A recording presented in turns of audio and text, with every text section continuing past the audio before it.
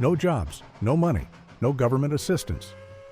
Between 1929 and 1939, over 15 million Americans lost their jobs as unemployment reached 25%. Banks failed at a rate of 600 per year. Families lost their homes when they couldn't make mortgage payments that averaged $30 per month, money that simply didn't exist. Over 2 million Americans became homeless, wandering the country in search of work that had vanished. They needed survival techniques that could sustain life without spending a single cent. They needed methods to find food when grocery stores were beyond reach and soup kitchens were overwhelmed. They needed shelter systems that could protect against winter temperatures that dropped to 20 below zero in railroad yards and hobo jungles.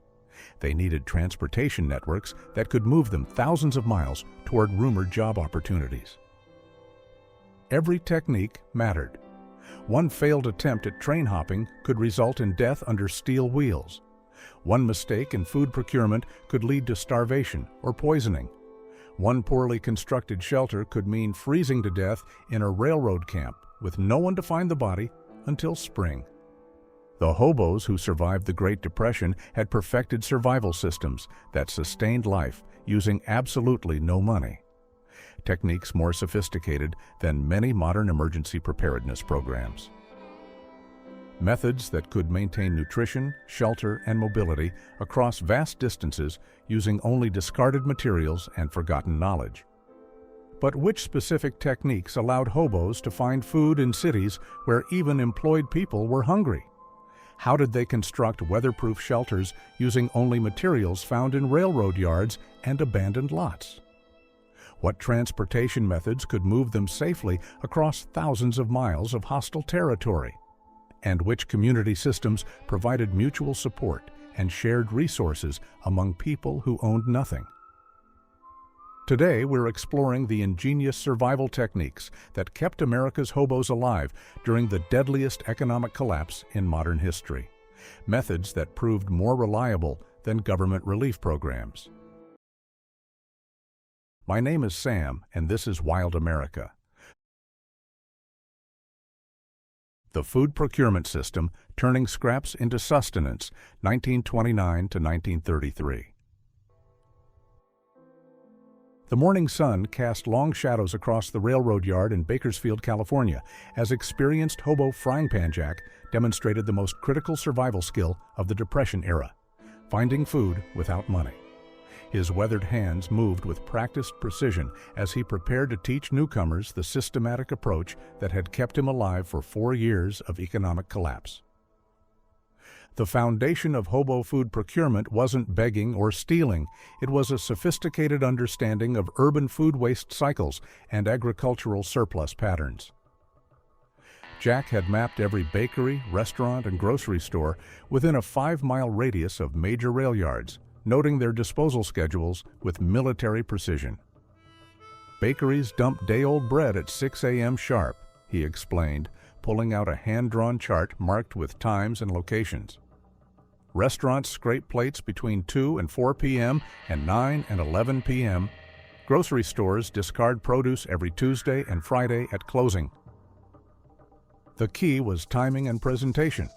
Successful food procurement required approaching establishments during specific windows when managers were present but not overwhelmed with customers. Jack's technique involved entering through back doors exactly 30 minutes before closing time, when kitchen staff were cleaning but hadn't yet disposed of edible scraps. He wore his cleanest clothes, a patched but pressed shirt and trousers without visible stains, and carried a small cloth bag to demonstrate he wasn't planning to eat on the premises. His approach was methodical. "Good evening, sir. I'm traveling through looking for work. Would you have any food that's going to waste that I could take with me?" The phrasing was crucial. It positioned him as a temporary worker rather than a permanent beggar, and it offered to remove waste rather than requesting charity. This approach succeeded in 7 out of 10 attempts, according to Jack's careful records. When direct requests failed, hobos employed the dumpster archaeology system, a scientific approach to scavenging that maximized nutrition while minimizing health risks. They targeted specific types of waste: bread that was hard but not moldy, produce with surface blemishes but solid flesh, and canned goods with dented containers but intact seals. They avoided meat scraps older than 4 hours, dairy products without refrigeration, and anything with visible mold or unusual odors. The most sophisticated hobos maintained food caches, hidden storage systems near major rail junctions where non-perishable items could be stored for future use. These caches were constructed in abandoned buildings, under railroad bridges, or in natural caves, using waterproof containers made from discarded oil drums or large tin cans. A typical cache contained hardtack crackers, dried beans, salt, and preserved meat, enough to sustain one person for 5 to 7 days of travel. Urban foraging provided additional nutrition through knowledge of edible plants that grew in vacant lots and abandoned areas. Hobos identified dandelion greens, available March through November, wild onions, recognizable by their distinctive smell, and purslane, a succulent plant high in omega-3 fatty acids. They knew that acorns could be processed into flour by grinding and leaching with water for 24 hours to remove bitter tannins, and that cattail roots could be harvested from roadside ditches and roasted for carbohydrates. The mulligan stew system represented the pinnacle of hobo food preparation, a communal cooking method that maximized nutrition from minimal ingredients.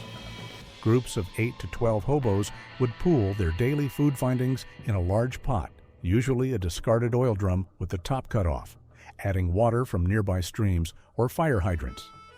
The cooking process required maintaining a low fire for 2 to 3 hours, stirring every 15 minutes to prevent burning. Each contributor received a portion proportional to their contribution, measured by volume rather than value. The shelter construction system. Building weatherproof homes from waste, 1933 to 1936. The abandoned lot behind the Southern Pacific Rail Yard in Fresno had been transformed into a small city of ingenious shelters, each one a masterpiece of Depression-era engineering. Boxcar Willie surveyed his domain, a weatherproof structure built entirely from materials discarded by the railroad company and local businesses. His shelter had protected him through 3 California winters and 2 scorching summers, using construction techniques that would have impressed professional architects. The foundation of effective hobo shelter construction was site selection based on specific environmental criteria. Successful locations required 3 essential elements: drainage, elevated at least 18 inches above surrounding ground to prevent flooding; wind protection, natural or artificial barriers on the north and west sides; and concealment, invisible from roads and rail lines but accessible through hidden paths. Willie had chosen a spot behind a large equipment shed where prevailing winds were blocked and railroad security rarely patrolled. His shelter measured 8 feet by 12 feet, large enough for sleeping, cooking, and storage, but small enough to heat efficiently with minimal fuel. The foundation consisted of railroad ties arranged in a rectangular frame with gaps filled using smaller pieces of wood and metal. This elevated foundation prevented ground moisture from seeping into the living space and provided storage areas underneath for tools and supplies. The wall construction system utilized a technique called scrap layering, multiple materials arranged in specific sequences to maximize insulation and weatherproofing. The inner layer consisted of flattened cardboard boxes, overlapped like shingles to shed water. The middle layer used newspaper and rags stuffed into gaps for insulation. The outer layer employed sheet metal, tar paper, or canvas stretched tight and secured with nails salvaged from construction sites. The roof system was the most critical component, requiring precise engineering to shed water while maintaining structural integrity. Willie had constructed a peaked roof using 2x4 lumber salvaged from demolished buildings with rafters spaced 24 inches apart for optimal support. The roof covering consisted of overlapping layers of tar paper secured with roofing nails and sealed with tar collected from road repair sites. A simple gutter system made from split tin cans directed rainwater away from the foundation. Interior climate control relied on a sophisticated understanding of heat retention and air circulation. The shelter included a small wood-burning stove constructed from a large tin can with a chimney pipe extending through the roof. The stove was positioned in the center of the space to maximize heat distribution, with a heat shield made from sheet metal protecting the walls from fire damage.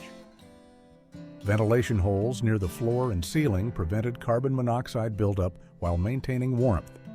Insulation techniques went beyond simple material layering to include thermal mass systems that stored and released heat gradually. Willie had filled large tin cans with sand and positioned them around the stove during evening fires. The heated sand continued radiating warmth for 6 to 8 hours after the fire died down, maintaining comfortable temperatures through cold nights. Thick blankets and clothing were arranged in layers, with wool closest to the body and canvas or leather on the outside. The most advanced shelters included hidden storage systems and security features designed to protect belongings when occupants were away. Willie had constructed a false floor with concealed compartments for valuables, tools, and food supplies. The entrance was disguised with natural materials and positioned to be invisible from casual observation. A simple alarm system using tin cans and string alerted him to intruders approaching the shelter. Community shelter systems in larger hobo camps included shared facilities that improved living conditions for entire groups. These included communal kitchens with large cooking areas, shared tool storage, and group meeting spaces for planning travel routes and sharing information about job opportunities. The most sophisticated camps included primitive sanitation systems with designated waste areas and water collection points.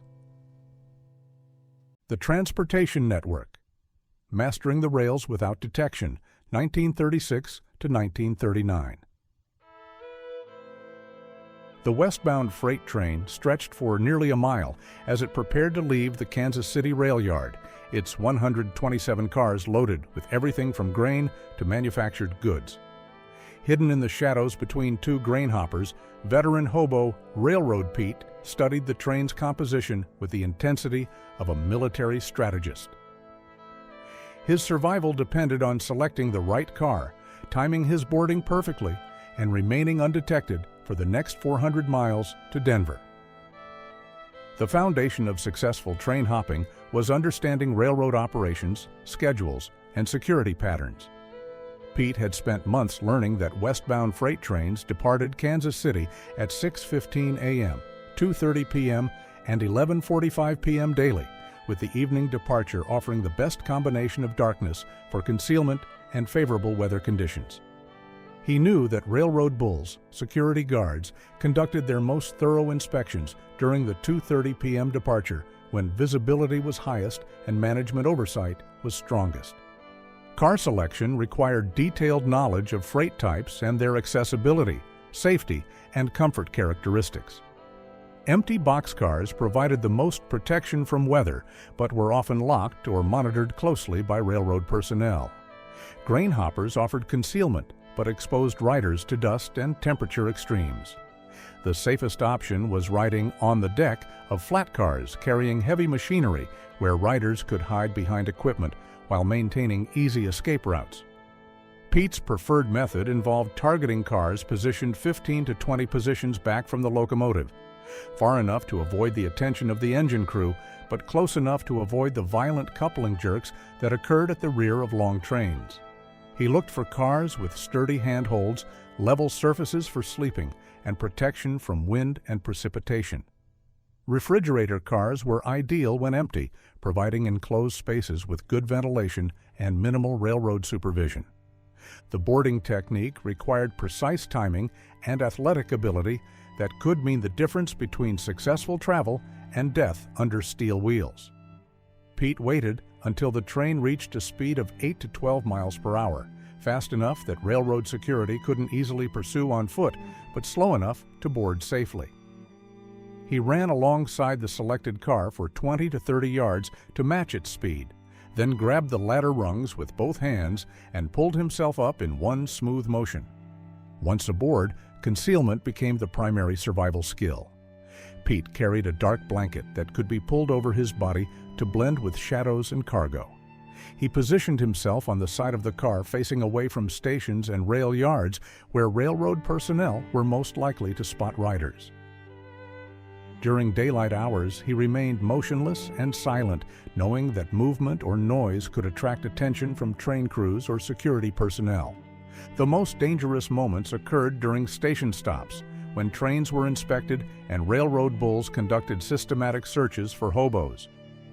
Pete had developed a system of predetermined escape routes and hiding spots at major rail yards along his regular routes. At the Denver yard, he knew that a drainage culvert under Track 7 provided concealment during inspections, and that the fence gap behind the equipment shed offered a quick exit if detection seemed imminent. Long-distance travel required careful planning of food, water, and weather protection. Pete carried a small pack containing hardtack crackers, dried meat, and a water container made from a large tin can with a tight-fitting lid. He wore multiple layers of clothing that could be adjusted for temperature changes, with a waterproof outer layer made from canvas treated with linseed oil. A small knife, rope, and basic first aid supplies completed his essential equipment. The hobo communication system provided crucial information about train schedules, safe cars, and railroad security patterns. Symbols carved into fence posts, bridge abutments, and building walls conveyed coded messages about local conditions. A circle with two parallel lines meant "safe to camp here," while an X with a dot indicated hostile railroad bulls. These symbols were updated regularly by traveling hobos, creating a nationwide intelligence network that helped riders avoid dangerous situations. Weather presented constant challenges that required specific techniques for different seasonal conditions. Winter travel demanded extra insulation and protection from wind chill that could cause frostbite in exposed areas. Pete wrapped his feet in newspaper and rags, then covered them with canvas to create makeshift boots that provided insulation and water resistance. Summer travel required protection from sun exposure and dehydration, with light-colored clothing and frequent water stops at railroad water towers. The Community Support System, Building Networks of Mutual Survival, 1939 to 1941. The hobo jungle outside Spokane, Washington, had evolved into a sophisticated community of 47 men and 3 women, each contributing specialized skills to their collective survival. Mother Jones, no relation to the famous labor organizer, served as the camp's unofficial leader, coordinating resource sharing, conflict resolution, and information exchange with the precision of a military commander. Her weathered notebook contained detailed records of every resident's skills, travel plans, and contributions to the community. The foundation of hobo community survival was the Skill Exchange System, a formal network where individuals traded expertise, labor, and resources without using money.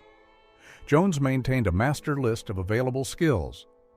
Tin Can Tom could repair shoes using leather scraps and wire. Doc Peterson provided basic medical care using knowledge from his pre-Depression career as a veterinary assistant, and Preacher Williams could read and write letters for illiterate community members. Each skill had an established exchange rate measured in labor hours, food portions, or material contributions. The community operated on a contribution requirement system where every resident had to provide value to maintain their place in the camp. New arrivals were given a 72-hour grace period to demonstrate their usefulness, after which they were expected to contribute 4 hours of daily labor to community projects. These projects included maintaining the communal kitchen, gathering firewood, constructing and repairing shelters, and standing guard duty during vulnerable nighttime hours. Information sharing represented the most valuable community resource, a systematic intelligence network that could mean the difference between finding work and starving in an unfamiliar city. Jones conducted daily information meetings at 6 p.m. where travelers shared reports about job opportunities, railroad security patterns, local law enforcement attitudes, and seasonal work availability. This information was recorded in a community logbook and updated as new reports arrived. The job referral system operated like a primitive employment agency, matching individual skills with reported opportunities across the country. When word arrived that apple orchards in Washington state needed harvest workers, Jones identified community members with agricultural experience and organized group travel to maximize their chances of employment. She maintained relationships with sympathetic employers who preferred hiring groups of experienced workers rather than dealing with individual applicants. Resource pooling extended beyond food sharing to include tools, clothing, and transportation equipment. The community maintained a tool library where essential items like hammers, saws, cooking pots, and medical supplies were available for checkout by any member. Clothing was distributed based on need and seasonal requirements, with winter coats and boots allocated to members planning northern travel. A community fund collected small contributions from working members to purchase items that benefited everyone. The most sophisticated communities developed satellite camp networks, smaller outposts positioned along major rail routes that provided rest stops, supply caches, and communication links for traveling members. These satellite camps were typically managed by 2 to 3 permanent residents who maintained facilities and gathered local intelligence. Messages could be passed between camps using the railroad mail system, where letters were hidden in predetermined locations along rail lines. Conflict resolution required formal procedures to prevent disputes from destroying community cohesion. Jones had established a council system where serious disagreements were heard by a panel of 3 senior community members. Punishments for violations of community rules included temporary exclusion from shared meals, assignment to undesirable work duties, or permanent banishment for serious offenses like theft or violence. The threat of expulsion was particularly effective because survival outside the community was significantly more difficult. Medical care represented one of the most critical community services, as professional health care was completely unavailable to homeless populations. Doc Peterson had organized a primitive medical system using knowledge of veterinary medicine, folk remedies, and basic first aid techniques. He maintained a supply of medicinal plants gathered from local areas, including willow bark for pain relief, echinacea for immune system support, and plantain for wound treatment. Serious injuries or illnesses were treated using community resources to transport patients to charity hospitals in larger cities. The community security system protected against both external threats and internal problems. Guard duty was rotated among all able-bodied members, with specific protocols for dealing with railroad security, local law enforcement, and hostile civilians. Guards were positioned at camp entrances and elevated observation points using simple signal systems to alert the community to approaching threats.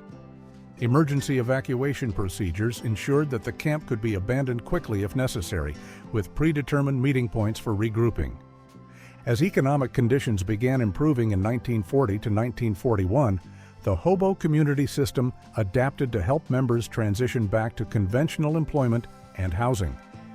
Jones maintained relationships with social service organizations and employment agencies that could provide job placement assistance for community members with marketable skills.